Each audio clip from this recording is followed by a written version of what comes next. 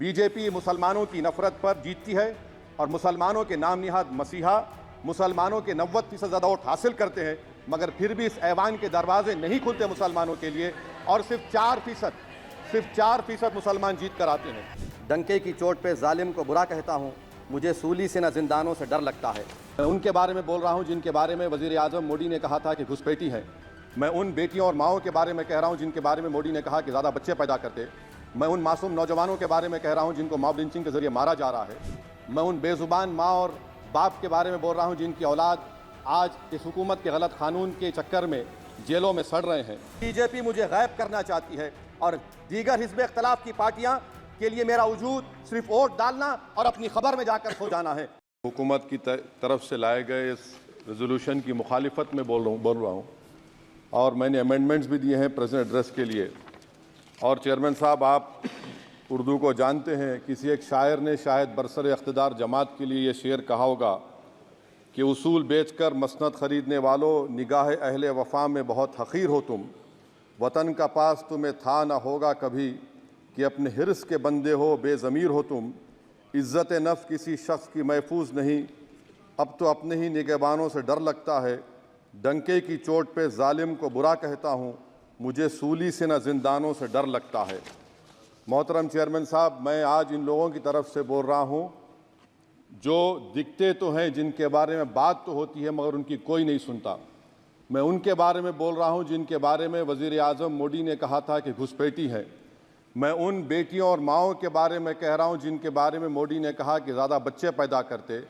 मैं उन मासूम नौजवानों के बारे में कह रहा हूँ जिनको मॉब लिंचिंग के ज़रिए मारा जा रहा है। मैं उन बेज़ुबान माँ और बाप के बारे में बोल रहा हूँ जिनकी औलाद आज इस हुकूमत के गलत कानून के चक्कर में जेलों में सड़ रहे हैं। सर, मैं दस्तूर जब इस ऐवान में बन रहा था, संविधान बन रहा था, तो उस वक्त अलहदा वोटर लिस्ट और इंतखाबी रिजर्वेशन की बात आई, तो उस वक्त के हमारे फाउंडिंग फादर्स ने, हमारे बुज़ुर्गों ने, दोनों समुदाय के हिंदू और मुसलमानों ने फ़ैसला किया कि हम इस पर राज़ी नहीं होंगे। बल्कि उन्होंने क्या कहा था हमारे फाउंडिंग फादर्स ने, उन्होंने मुखालिफत की थी अलहदा वोटर लिस्ट की और इंतखाबी रिजर्वेशन की। उन्होंने कहा था, I quote sir, it is the duty of majority community to ensure that minorities are elected in the representative numbers. BJP मुसलमानों की नफरत पर जीतती है और मुसलमानों के नाम निहाद मसीहा मुसलमानों के 90% ज़्यादा वोट हासिल करते हैं, मगर फिर भी इस ऐवान के दरवाजे नहीं खुलते मुसलमानों के लिए और सिर्फ 4% मुसलमान जीत कर आते हैं। सर, संविधान सिर्फ एक किताब नहीं है जिसे चूमा जाए, संविधान एक किताब नहीं है जिसे दिखाया जाए, संविधान एक सिंबल भी है, मगर संविधान एक हमारे बुजुर्गों के ख्वाबों की किताब है।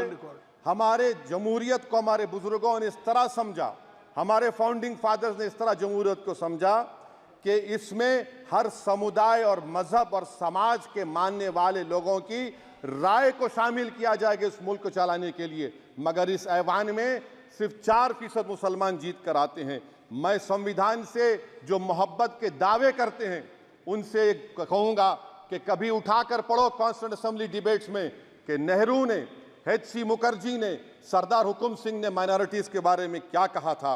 सर, वतन अजीज़ का मुस्तकबिल कैसा होगा जब बीजेपी मुझे गायब करना चाहती है और दीगर हिज़्ब इख्तिलाफ की पार्टियां के लिए मेरा वजूद सिर्फ वोट डालना और अपनी खबर में जाकर सो जाना है। इसीलिए आप देखते हैं कि ये समाजी इंसाफ है सर कि 4% मुसलमान जीत कर आते हैं। सर, इस ऐवान में ओबीसी समाज के एमपी अब अपर कास्ट के एमपी के बराबर हो चुके हैं। ओबीसी समाज के एमपी अब अपर कास्ट एमपी के बराबर हो चुके हैं और 14% मुसलमान सिर्फ 4% जीत कर आते हैं। CSDS का डेटा ये बताता है कि इस मुल्क में जो वोट बैंक है, जो एक मुश्त वोट डालता है, वो अपर कास्ट का है। मुसलमान का कभी ना वोट बैंक था ना कभी रहेगा। सर, 4 जून के बाद 6 मुसलमानों की मॉब लिंचिंग हुई, 11 घरों को मध्य प्रदेश में मोदी के बुलडोजर ने निस्तनाबूद कर दिया। हिमाचल प्रदेश में एक मुसलमान की एक दुकान को लूट लिया गया और हिज़्ब इख्तिलाफ की पार्टियों की तरफ से सन्नाटा है। शायद अब वक्त आ चुका है कि लफ्ज मुसलमान का नाम लेना भी अब उस पर पाबंदी आयद कर दी जाएगी। सर, मैं ये बात बताना चाह रहा हूँ कि नरेंद्र मोदी को जो मैंडेट मिला है। एक मिनट ओवैसी साहब, आप लोग बैठ जाएं, कृपया आप लोग बैठ जाएं। श्री मनसुख मांडविया जी, आप लोग बैठ जाएं, कृपया माननीय सदस्य बैठ जाएं। श्री मनसुख मांडविया जी, मनसुख मांडविया जी, कृपया आप लोग बैठ जाएं।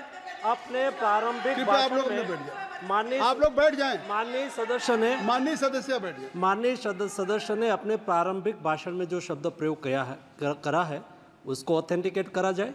और अभी उन्होंने उल्लेख करा कि मोदी के बुलडोजर ने वहाँ मॉब लिंचिंग करा है, उसको भी ऑथेंटिकेट करा जाए। निश्चित तौर से इसको